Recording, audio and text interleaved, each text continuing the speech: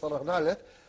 انا بطلب التقرير، ابيك توقف وياي، لان من الحريات عندي انا الاف من الكويتيين هني زين يحتسون الكحول ويسافرون كل ويكند ويطلعون برا البلد ويخسرون لنا فلوس وكذا، وناس تسكر في القبه وتطلع تعمل حوادث، واحنا وبعدين ما نطالب شيء قريب كان موجود في البلد على مدى سنوات. مجلس الامه يوم مجلس الامه ابو الحريات وقفها. يا اخي انا باسماء الكويتيين كلهم، وتجرأ وخليك ريال وصير مثلي وانا ما اشرب، باسماء الكويتيين يشربون كلهم، اطالب بانه يرجع المشروب حق الكويت، وانه يكون متوفر مثل ما هو متوفر في البحرين، في قطر، في الامارات، في عمان.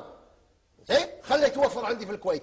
ليش انا عيالي كل يوم طاقين عمرهم مسافرين علشان يشرب له كاس في بيروت ولا كاس في القاهره ولا كذا؟